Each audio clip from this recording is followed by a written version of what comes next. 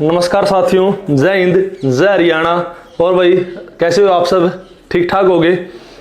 आज की क्लास थोड़ी सी रोमांचक भी रहेगी क्योंकि बात के है कि अपने पड़ोस में के 2-3 बच्चे आ गए।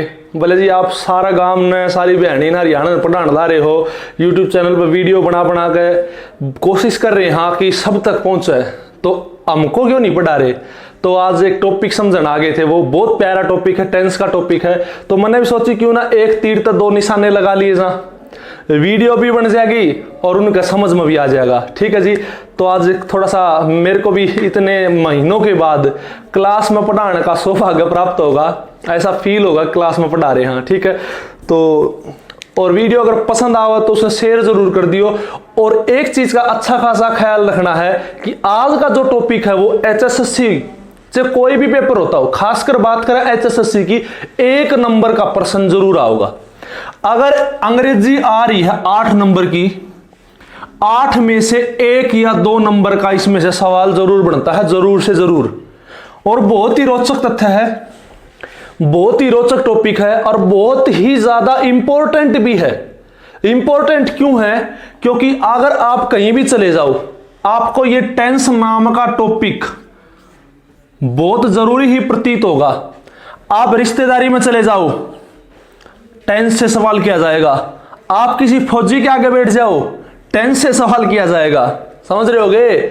तो कहीं भी आप बैठ जाओ, अगर आपकी इंग्लिश अगर कोई चेक करना चाह रहा है तो वो टेंस से ही सवाल करेगा। बात समझ में आई है? तो इसी टॉपिक को आज, इसका भूत है जो आपके मन से निकाला जाएगा। ठीक है भाई, साथ साथ ये 2-4 बच्चे जो आ रहे हैं, इनका भी मन में गए भूत निकाला जाएगा, निकल जाएगा। ठीक है जी। तो शुरू करा भाई राम कहानी। साथियों, टेंस का जो अपना टॉपिक है वो टाइम एंड टेंस का टॉपिक बोला जाता है। साथियों, टाइम और टेंस दोनों अलग अलग चीजें हैं।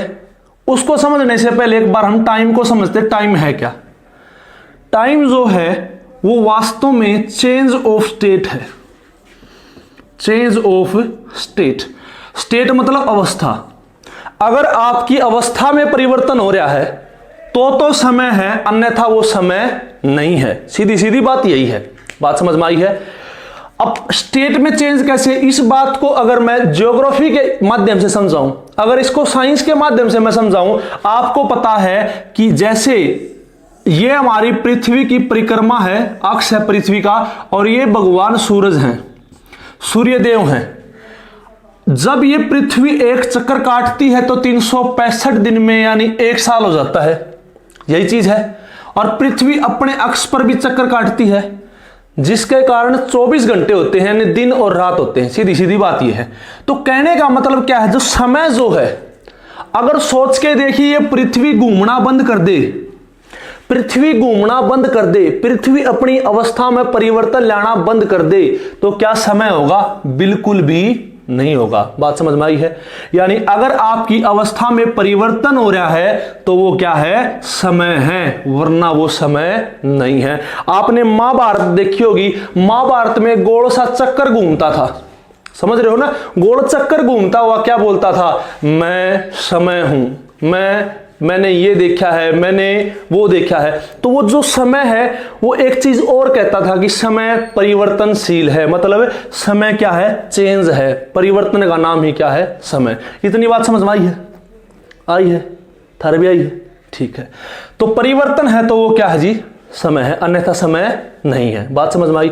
अब एक चीज सोचने की है, क्या परिवर्तन लगातार हो रहा है? सोच के देखिए। अगर मैं आपको कहूं, अगर यह क्लास ऐसी की ऐसी चलती रहे, मैं ऐसे ही खड़ा हो जाऊं, ठीक है, और जैसे हवा चल रही वैसे हवा चले, जैसे रूम का टेम्परेचर है वैसे रूम का टेम्परेचर रहे, तो भी क्या परिवर्तन होगा? बिल्कुल परिवर्तन होगा। भूख लगेगी कि नहीं लगेगी? बिल्कुल लगेगी। तो कई परिवर्तन जो है वो हमें महसूस नहीं हो रहे, लेकिन हो लगातार रहे हैं। मतलब परिवर्तन जो है, चेंज जो है वो लगातार हो रहा है। और चेंज अगर लगातार हो रहा है तो समय भी लगातार चल रहा है। बात समझ रहे हो? तो मैं अगर कहूं समय एक नदी है, समय बहते पानी की एक नदी को मान लिया जाए, यानी नदी चलती रहती है, उसी प्रकार समय भी क्या है? चलता रहता है, बात समझ रहे हो। या मैं कह दूं समय एक लाइन है, समय एक रेखा है, बात समझ रहे हो, यानी इसको मैं टाइम लाइन भी कह सकता हूं, बात समझ रहे हो, ये चीज है। तो समय को ये मान के चल रहे हैं कि समय हमेशा चलता ही रहता है, चलता ही रहता है, बात समझ में आई है। अब समय के प्रकार समझते हैं, वास्तव में समय के प्रकार कितने हैं, बात समझ में आई, देखते हैं।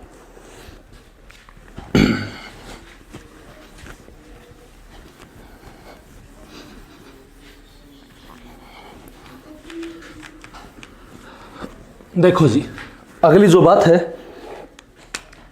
समय जो आपने पढ़ा है, टाइम आप सब ने पढ़ा है, पढ़ते आए हो तीन तरह का। आपने पढ़ा है प्रेजेंट टाइम, पास्ट टाइम और फ्यूचर, तीन प्रकार का समय आप पढ़ते आए हो। अब अगर मैं कह दूं ये समय की नदी है, बात समझ रहे हो, ये समय वाली नदी है, या मैं इसको कह दूं समय वाली रेखा है, इसको मैं कह देता हूं टाइमलाइन, समझ रहे हो। कहने का मतलब तीर है, ये तीर समय का है, मतलब ये समय चल रहा है भाई, क्यों कुछ एग्जाम्पल लेकर बताया है, एग्जाम्पल है ये। अब अगर मैं आपको कहूं कि ऐसा परिवर्तन जिसको आप महसूस कर रहे हो, देखो अब क्लास चल रही है, आपको टेंस का टॉपिक समझ में आना शुरू हो गया, तो ये परिवर्तन है या नहीं है, और ऐसा परिवर्तन जो आप महसूस कर रहे हो फिलहाल, उसको बोलते हैं प्रेजेंट, समझ में आई। तो प्रेजेंट का जो टाइम है वो ऐसा चेंज है, ऐसा चेंज जिसे हम एक्सपीरियंस कर रहे हैं, बात समझ में आई है।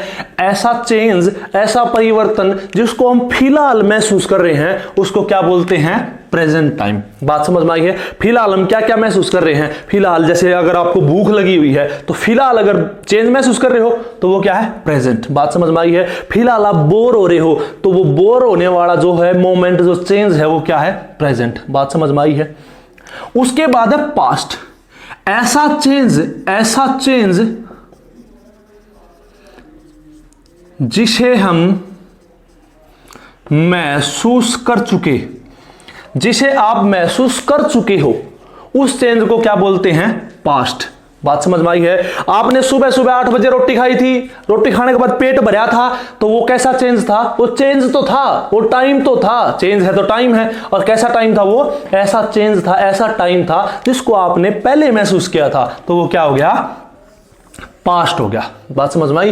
या ये कह सकते हो इस प्रेजेंट से अगर इधर जाओगे तो क्या है, पास्ट, और प्रेजेंट से आगे जाने की कोशिश करोगे तो वो क्या होता है, फ्यूचर। अभी प्रेजेंट क्या चल रहा है, अभी प्रेजेंट चल रहा है, हम टॉपिक समझा रहे हैं। अब कई बच्चों के मन में ये होगी, आगे क्यों न जानता मास्टर, सीधा टॉपिक समझा दे, रूल समझा दे, तो मतलब वो प्रेजेंट से आगे जाने की कोशिश कर रहे हैं, वो मतलब क्या है, फ्यूचर है। लेकिन बेटा बेस के बिना, आधार के बिना टेंस का टॉपिक नहीं होगा, बिल्कुल आधार है, ये बहुत जरूरी है समझना, ठीक है ना।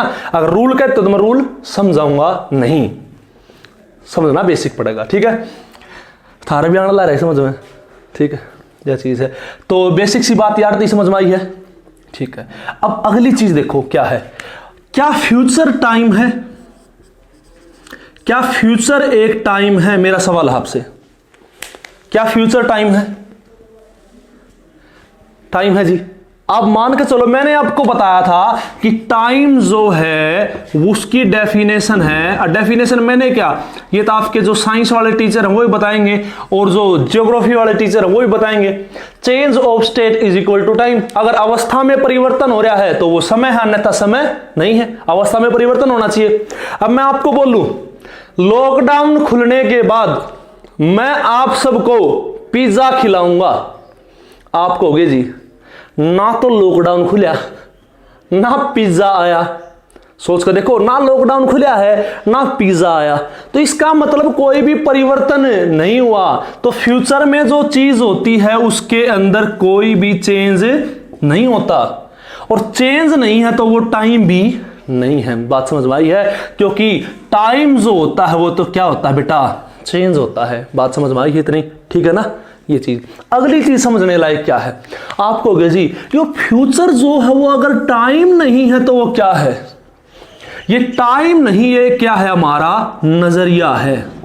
नजरिया मतलब अब मैं आपको बोलूं भाई साहब आपको पिज्जा जरूर खिलाया जाएगा, जैसे ही दुकान पर गए, दुकान पर जाते मैं बोल दूं, पूछूं पिज्जा कितना रुपया का है, 600 रुपया का जी, मैं कहता बर्गर खा ले रहे।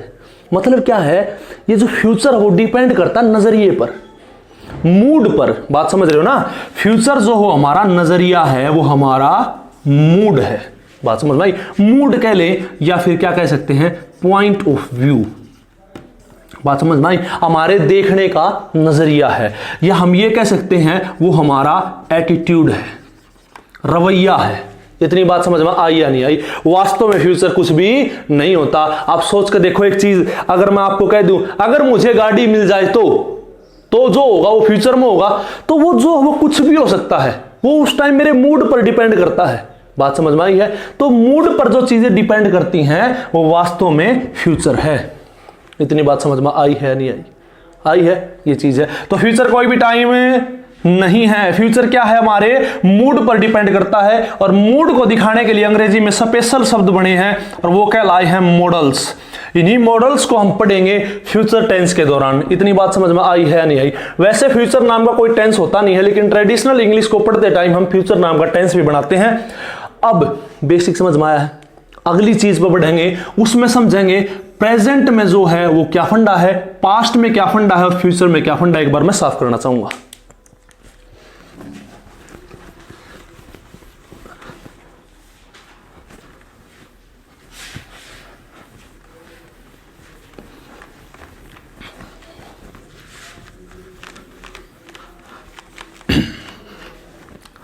अब देखो भाई, अब मान लो प्रेजेंट का टाइम है, प्रेजेंट में एक बंदा ये है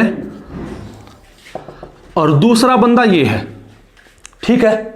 ये भी परिवर्तन महसूस कर रहा है और ये भी परिवर्तन महसूस कर रहा है। मतलब इस बंदे को तो भूख लगी हुई है और इस बंदे को प्यास लगी हुई है। बात समझ रहे हो? मतलब परिवर्तन तो है, इनकी अवस्था में चेंज तो है, लेकिन वो चेंज दोनों का अलग अलग है या नहीं है भाई? चेंज तो है, लेकिन इसका चेंज अलग है और इस बंदे का चेंज अलग है। तो अलग अलग समय के अनुसार चेंजेस को दिखाने के लिए एक शब्द बना है, वो वर्ब बना है। क्या बना है? वर्ब। बात समझ में आई है? तो वो वास्तव में क्या है, समय के अनुसार जो परिवर्तन होते हैं उनको दिखाने के लिए क्या बनता है, हमारा वर्ब बनता है। इतनी बात समझ में आई है या नहीं आई? आई है जी। बेसिक सा पॉइंट है ये, ठीक है जी। अब अगली चीज एक और समझने की है। अब आप कह सकते हो जी प्यास जो है, प्यास अंग्रेजी में बोलते थर्स्ट, प्यास जो है वो वर्तमान में भी लग सकती है, पास्ट में भी लगी थी। बात समझ रहे होगे? भूतकाल में भी लगी थी, कल परसों पहले, 3 दिन पहले, 4 दिन पहले भी तो प्यास लगी थी। तो हमेशा इसमें अंतर कैसे करेंगे कि अब मान कर चलो मैं कह दूं ये बंदा है और ये भाग रहा है, ठीक है। अब ये बंदा है और इसका फोटो मैंने वीडियो बना रखी इस बंदे की, और ये कल भाग रहा था। अब भागने को अंग्रेजी में क्या बोलते हैं? गो बोलते हैं। गो बोलेंगे, रन क्या बोलेंगे? रन, ठीक है।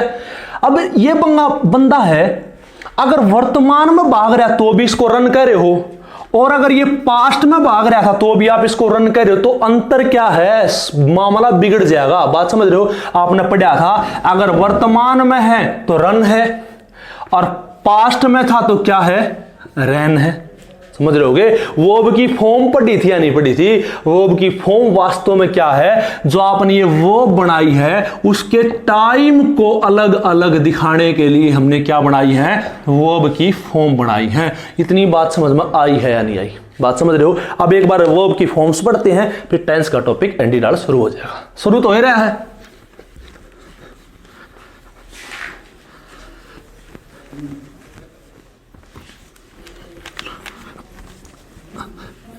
देखो भाई, वर्ब की फॉर्म और दिखा ना, दिख देना।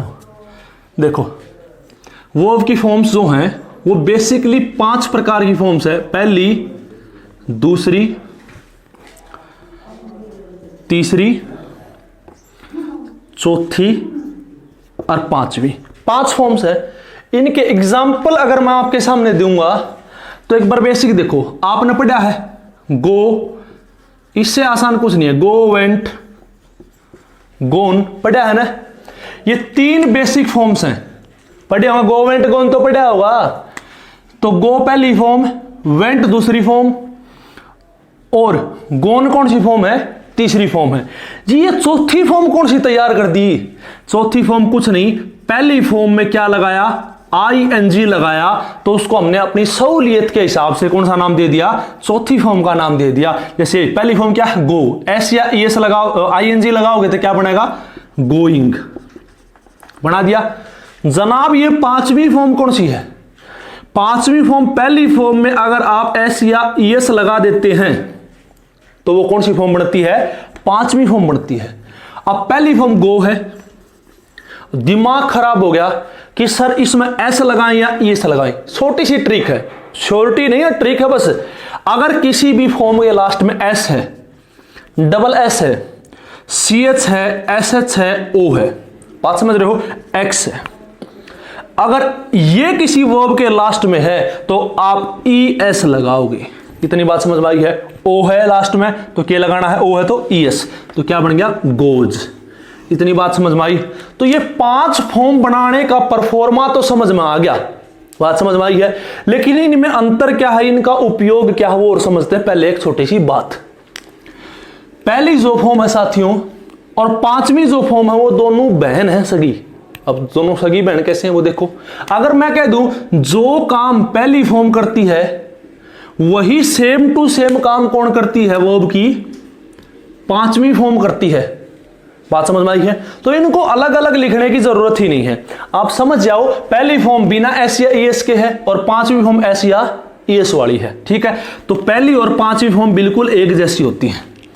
वास्तव में 5वीं कोई फॉर्म होती ही नहीं है, ये पहली फॉर्म का ही क्या है? S या ES वाला रूप है। आपको S या ES क्यों लगा? सिंपल, अगर हम सिंगुलर सब्जेक्ट के लिए यूज कर रहे हैं तो यूज करते हैं 5वीं फॉर्म को, और अगर प्लूरल सब्जेक्ट के लिए यूज कर रहे हैं तो यूज करते हैं साथियों हम पहली फॉर्म को। अगर मैं आपको बोल दूं कि भी दे, गो आएगा या गोज, आप कहोगे जी दे तो प्लूरल है, प्लूरल मतलब एक से ज्यादा है, तो उसके साथ हम गोज S या ES नहीं क्या यूज करते हैं? गो। बात समझ में आई है? तो सिंगुलर और प्लूरल का ही फर्क है। सिंगुलर है तो साथियों 5वीं फॉर्म और प्लूरल है तो पहली फॉर्म, बाकी इनमें कोई अंतर नहीं है। अब इनका यूज पढ़ते हैं क्या? समय के हिसाब से। जो पहली जो फॉर्म होती है वो यूज होती है मेरे प्यारे बहन भाइयों प्रेजेंट के लिए। प्रेजेंट मतलब अगर वर्तमान की बात हो रही है, फिलहाल की अगर बात हो रही है तो हम यूज करते हैं वर्ब की पहली फॉर्म को या फिर S या ES वाली फॉर्म को। बात समझ में आई है? उसके बाद है सेकंड फॉर्म, हम सेकंड फॉर्म का यूज करते हैं पास्ट के लिए। अगर कहीं भी जिक्र हो पास्ट का तो बिना सेकंड फॉर्म के वो पूरा नहीं हो सकता। बात समझ में आई है? अगर किस्सा गाया जाएगा कहीं भी पास्ट का तो बिना सेकंड फॉर्म के पूरा नहीं होगा। बात समझ में आ गई है? ठीक। उसके बाद है वर्ब की तीसरी फॉर्म। तीसरी फॉर्म जनाब क्या कलाकारी करती है? कलाकारी कुछ भी नहीं करती है, ये यूज होती है परफेक्ट टेंस के लिए। जब भी हम परफेक्ट टेंस की बात करते हैं तो यूज होती है कौन सी फॉर्म? वर्ब की तीसरी फॉर्म। अब दिमाग खराब हो गया जी, ये परफेक्ट का रोड़ा के है। परफेक्ट का मतलब पूर्ण और पूर्ण का मतलब पूरा, और पूरे को अंग्रेजी में क्या बोल सकते हो? कंप्लीट। लेकिन सर समझ में अब भी नहीं आया, कंप्लीट का मतलब क्या है, पूर्ण का मतलब क्या है, कंप्लीट का मीनिंग क्या है, वो और समझते हैं एक बार। कंप्लीट का मीनिंग क्या है अब समझो। कंप्लीट का मतलब पूरा। अब पूरा कोई काम कब होता है सोच कर देखो। अगर मैं आपको बोल दूं जलेबी खाओगे, आपको जी खावांगे, तो आपने जलेबी खा ली, और जलेबी खाने के बाद अगर मैं आपको बोलूं जलेबी में तो छिपकली थी, जलेबी में तो मक्खी थी, उल्टे आ जाएगी जलेबी? नहीं आ सकती। तो ऐसा काम जिसमें कोई सुधार संभव नहीं, उस काम को क्या बोलते हैं? कंप्लीट बोलते हैं। बात समझ में आई है? जैसे मान लो ये मौज हो रही कोरोना के चक्कर में, 10वीं वाले की मौज होगी, संभावना है कि उनकी 10वीं पूरी होगी। अब 10वीं पूरी होगी बिना पेपर दिए, एक पेपर तो रह रहा है, पास हो जाओगे। तो इसका मतलब क्या है, बंदे का पास हो गया, तो दोबारा 10वीं करने की जरूरत है नहीं। तो कोई काम कंप्लीट हो गया, उसमें सुधार की गुंजाइश नहीं, तो वो क्या होता है, कंप्लीट यानी परफेक्ट। और कौन सी फॉर्म से दिखाते हैं उसको जनाब, तीसरी फॉर्म से दिखाते हैं। अब चक्कर गड़बड़ इस बात की है कि वर्ब की चौथी फॉर्म आईएनजी वाली फॉर्म कहां यूज होती है। तो आईएनजी वाली फॉर्म मेरे बहन और भाइयों यूज होती है काम को कॉन्टिन्यूस दिखाने के लिए। क्या दिखाने के लिए, कॉन्टिन्यूस। कॉन्टिन्यूस का मतलब काम को लगातार दिखाने के लिए। अब मैं आपके सामने इस काम को लगातार कर रहा हूं, लगातार मतलब मैं आपके सामने टाइम एंड टेंस का टॉपिक लगातार अगर पढ़ा रहा हूं, तो ये काम लगातार होने के कारण क्या है, कॉन्टिन्यूस है। और कॉन्टिन्यूस को हम कौन सी फॉर्म से दिखाते हैं, आईएनजी वाली फॉर्म से दिखाते हैं। इतनी बात समझ में आई है, पक्का आई है, ठीक है, बोलो तारा रा रा। ठीक, ये चीज है। अब इसको समझते हैं टेंस के हिसाब से। ये टाइम समझ में आया है, रिवाइज करवा दूं।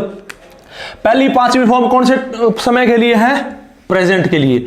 दूसरी फॉर्म किसके लिए है, पास्ट के लिए। तीसरी फॉर्म काम को परफेक्ट दिखाना, काम को कंप्लीट दिखाना। काम कंप्लीट कब होता है, जब उसमें सुधार की गुंजाइश नहीं हो। सीधी सी बात, ऐसा काम जिसका होना हम फील कर सकें, जिसका होना हम देख सकें, उसको क्या बोलते हैं, परफेक्ट काम। उसके बाद वर्ब की चौथी फॉर्म। चौथी फॉर्म कौन सी होती है, पहली फॉर्म में अगर आईएनजी लगा दोगे तो वर्ब की कौन सी फॉर्म बनती है, चौथी फॉर्म बनती है। ठीक है, और चौथी फॉर्म का काम क्या है भाई, जिस तरह मेरा काम पढ़ाना है, आपका काम पढ़ना है, ठीक है ना, उसी तरह चौथी फॉर्म का काम क्या है, काम को लगातार दिखाना। आईएनजी वाली फॉर्म का मीनिंग के काम को लगातार दिखाना। जैसे मैंने को दूं आई एम टीचिंग, मैं अगर लगातार पढ़ा रहा हूं तो आईएनजी वाली फॉर्म से ही तो पता लगा है मैं लगातार पढ़ा रहा हूं। बात समझ में आई है, इतनी चीज। अब आगे पढ़ाते हैं। देखो जी, इतना समझ में आया है, पक्का आया है, ठीक है।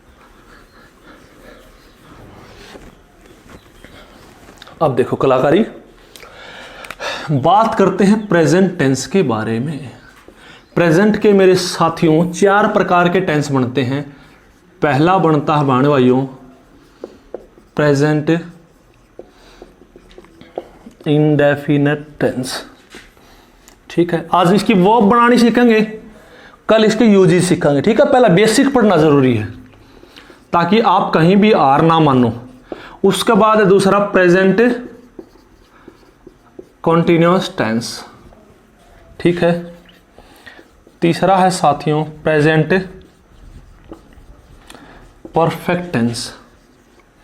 ठीक है, उसके बाद है प्रेजेंट परफेक्ट कॉन्टिन्यूअस टेंस। बहुत ही प्यारी संरचना है, बिल्कुल आसान है, टेंशन फ्री रहो। ई समझाया डेढ़ दही सेकंड 10 लगेंगे बस।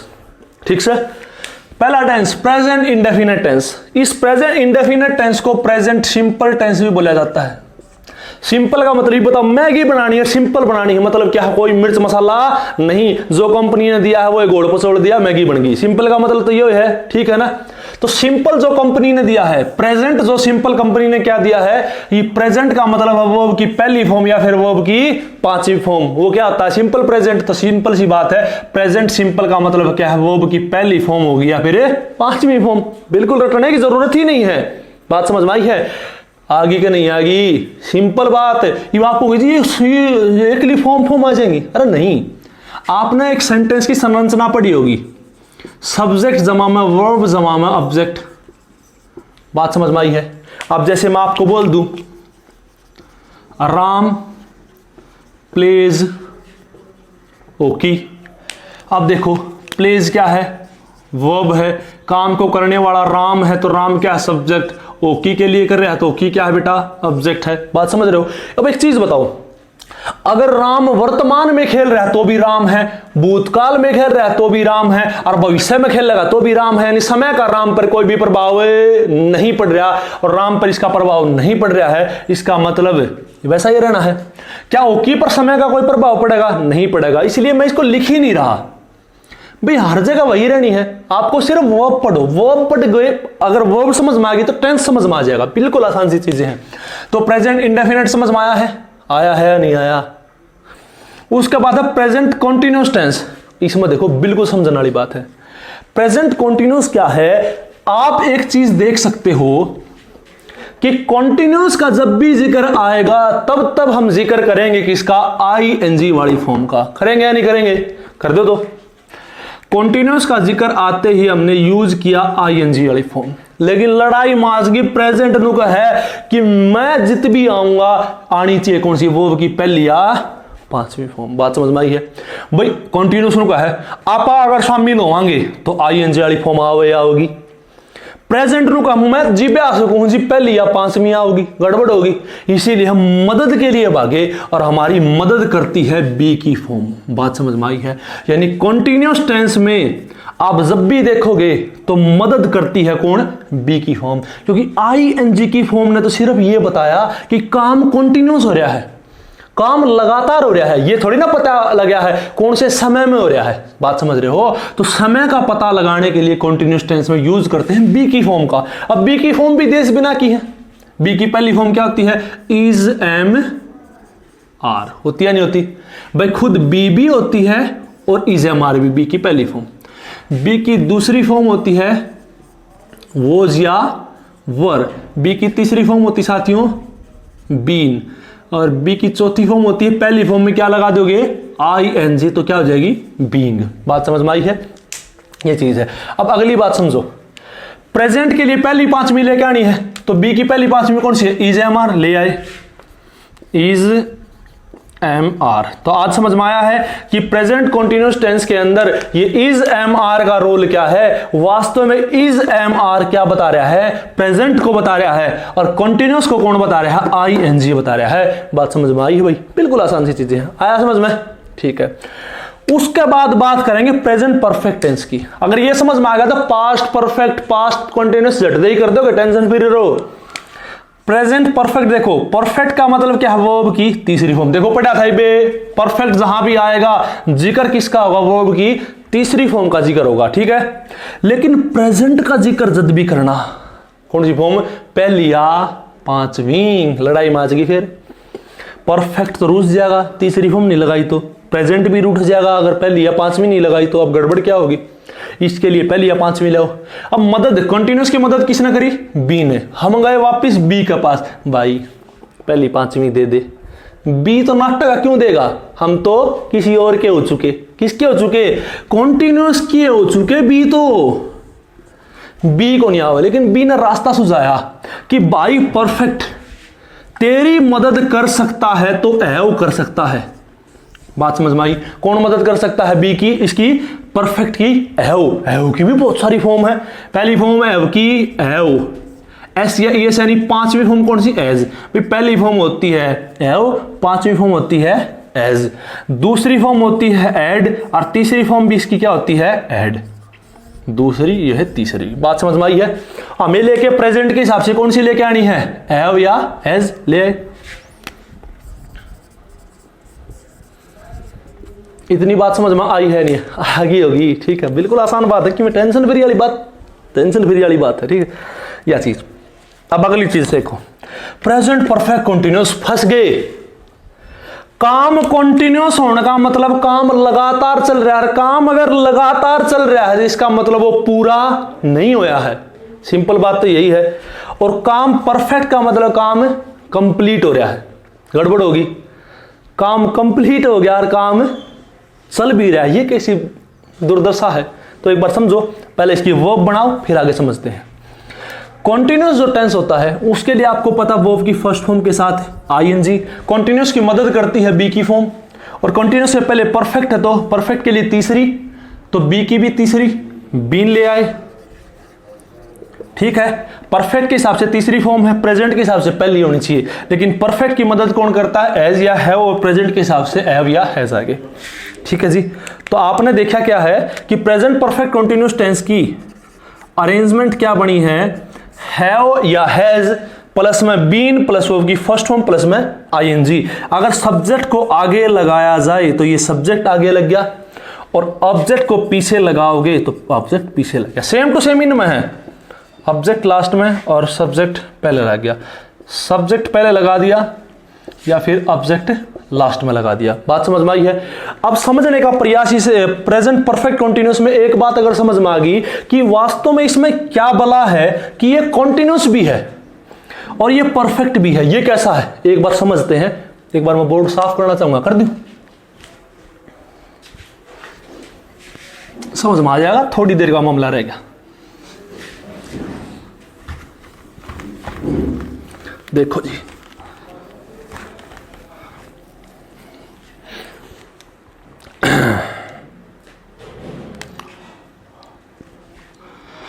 कितनी देर होगी? पढ़ दे। 30:30 एक्यूरेट लिखा है। अच्छा, 30:30। हम 30 मिनट से पढ़ रहे हैं। ठीक है, हम 30 मिनट से पढ़ रहे हैं। लाइव चल रही है बात, तो सबको समझ। 30 मिनट हो गए, पढ़ दे भाई। अगर मैं कहूं आपको सिर्फ इतना पढ़ो जितना अंडरलाइन करूं, हम पढ़ रहे हैं, तो ये चीज प्रेजेंट कॉन्टिन्यूस है या नहीं है? बिल्कुल है भैया। फिलहाल पढ़ रहे हो तो ये क्या है? प्रेजेंट कॉन्टिन्यूस है या नहीं है? इसकी अंग्रेजी जितना अंडरलाइन कराया है, अगर इसकी अंग्रेजी में बनाना चाहूं तो आप कह सकते हो वी आर रीडिंग। है या नहीं? बात समझ में आई है? लेकिन मैं कहूं ये 30 मिनट से ये क्या है? आप कहोगे जी 30 मिनट तो पढ़ ली, क्या मैं वो 30 मिनट आपकी वापस दे सकता हूं? नहीं आ सकती। और जिस चीज को वापस नहीं लाया जा सकता, जिस चीज में सुधार नहीं कर सकते, वो चीज क्या होती है? परफेक्ट होती है। मतलब क्या है कि काम का, इस काम के दो हिस्से हो गए। इस काम के दो हिस्से। अब अगर मैं आपको बोलूं कि समय कितना हो गया, समय अगर मैं मान के चल लेते हैं, हमने क्लास 12 बजे शुरू की, ठीक है, और आधा घंटा हो गया पढ़ते पढ़ते, 12:30 हो गए, और लेकिन आगे भी क्लास चल रही है, आगे भी क्लास चल रही है। लेकिन क्या ये 30 मिनट वापिस आ सकती है? आप कहोगे नहीं। क्या ये 30 मिनट का काम हो गया? बिल्कुल हो गया। यानी काम के दो हिस्से हो गए। एक तो 12:30 से आगे जो काम चल रहा है वो तो चल रहा है, यानी कंटिन्यूस है। लेकिन 12:30 से 12 बजे के बीच का जो काम हो तो पूरा हो गया, है या नहीं है? अब आप किसी के घर जाओ और घर जाते अगला कह दे भाई मारा दौड़ू तो आध घंटा का रोटी खाना लग रहा है, मतलब खा तो अभी भी रहा है लेकिन आधा घंटा उसने खा लिया राशन, मतलब वो आधे घंटे का काम पूरा हो चुका है और अगला काम चल रहा है। ये बात है, सिंपल सी बात समझ में आई है? यानी ऐसे जो सेंटेंसेस होते हैं उनमें क्या है? दो हिस्से होते हैं, एक परफेक्ट का और एक कॉन्टिन्यूस का। इतनी बात समझ में आई है नहीं आई भाई? समझ रहे होगे?